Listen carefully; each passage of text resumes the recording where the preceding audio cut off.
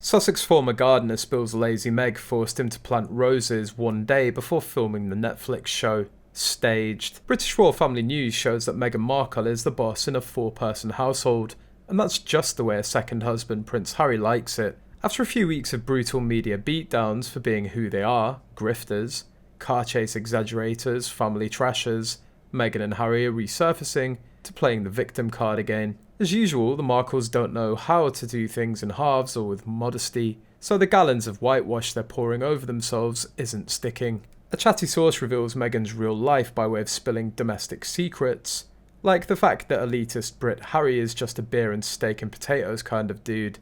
The latest friend told people all about how things run in the Montecito household. Meghan is the boss who stole the salary of nannies, gardeners and butlers alike. Prince Harry's unhappy with the way Meghan Markle is spending money. After the two lived separately, Meghan asked Harry to pay for the house's nanny, butler, the lawnmower, the house plumber, maintenance, and of course Harry, who'd moved out, didn't want to pay for those expensive services that Meghan likes to hire, and then she owes them their salaries. A source close to Meghan's former gardener reveals the truth behind Meghan's scene in Sussex's Netflix series in Montecito. Meghan considered herself a gardening goddess alongside hard-working Prince Harry.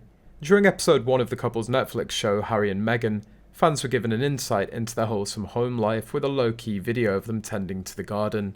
Meghan Markle filmed the footage, which saw her wearing garden gloves while showing a bunch of freshly picked roses in her hand. Meanwhile, her husband Prince Harry could be seen watering the picture-perfect lawn in front of her. Well, they were pretending to be hands-on too, with keeping the garden truly stunning, but in fact their own gardener helped with the upkeep of the sprawling 7.38 acres of land around their casa. Staff reveal that the scene where Meghan picks the roses and Harry waters the plants is just staged. She asked a gardener to buy flowers and plant them one day before filming. They were already in bloom when purchased.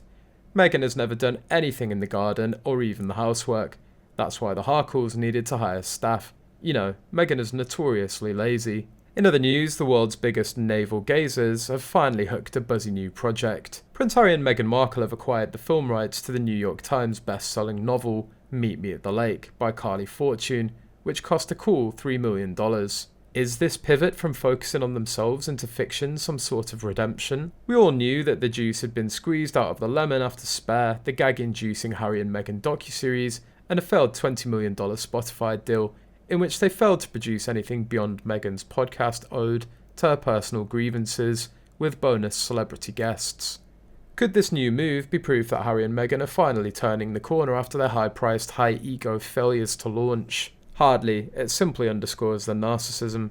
Choosing this romantic novel, which mirrors a fair amount of their own biographies, is yet another sign of the couple's self-centered and boring devotion to the themes that keep them atop of the throne of victimhood. The boring but handsomely paid pair are now simply laundering their own carefully crafted tales through someone else's work of fiction.